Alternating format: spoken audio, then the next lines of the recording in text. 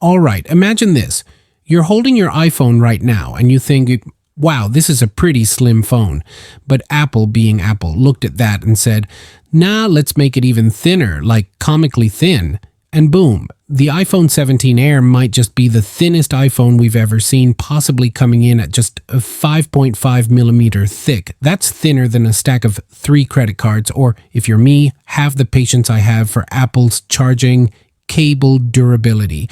But that's just the start of what Apple is reportedly cooking up for the iPhone 17 lineup. And trust me, you'll want to stick around till the end because we're talking about major design changes, insane camera upgrades, and some decisions from Apple that will either make you cheer or rage quit.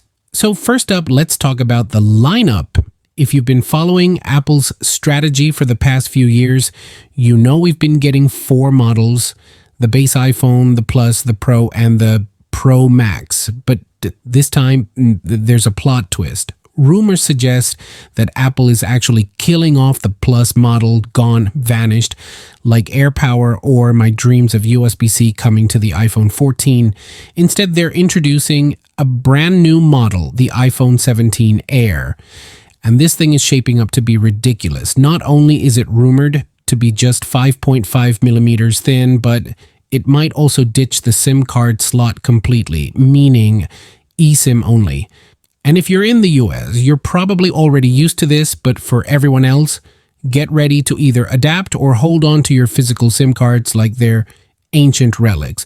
Now let's talk displays. One of the biggest complaints about the base iPhone models has always been the 60 Hz refresh rate.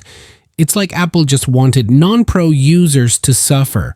But if these leaks are true, Apple might finally be bringing ProMotion to all iPhone 17 models. Yes, 120 Hz on every single iPhone 17, meaning no more stuttery scrolling, no more feeling like you're using a budget Android phone from 2015, just smooth, buttery visuals across the board. And while we're talking screens, we've got a bit of a design change on the way too. Apple might be experimenting with a new camera layout.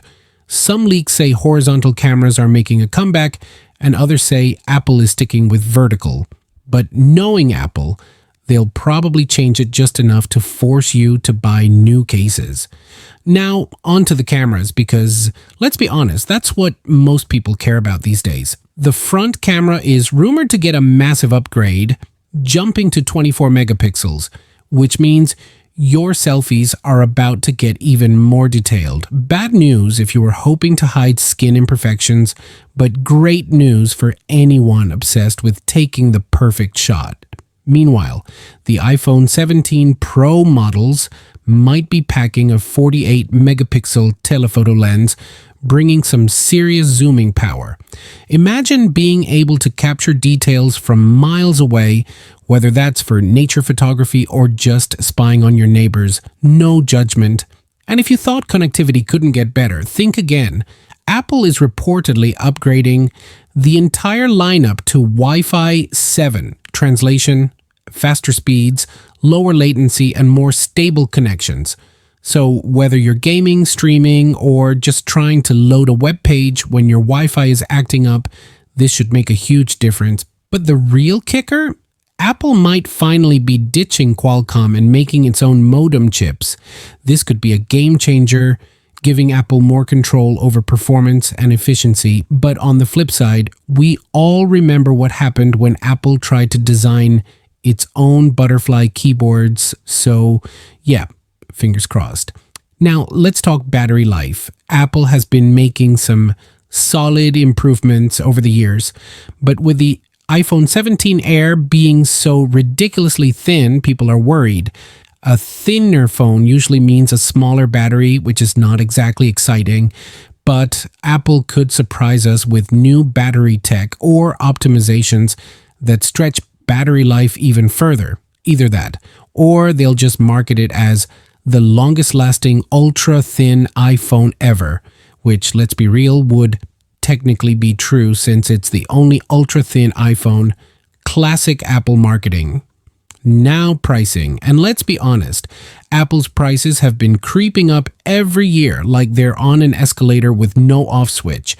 The base iPhone 17 is expected to stay around the same price, but the Pro models might see a price hike thanks to all these new upgrades. As for the iPhone 17 Air, it's anyone's guess, but expect it to sit somewhere between the standard and Pro models, probably expensive enough to make your wallet cry, but just cheap enough for you to convince yourself it's a smart investment. So, what do you think? Are these upgrades exciting enough to make you want to upgrade, or are you sticking with your current iPhone for another year? Let me know in the comments. And if you enjoyed this video, make sure to hit that like button, because if you don't, your next iPhone might randomly switch to 30 Hertz. You don't want that. Thanks for watching, and I'll see you in the next one. Peace out.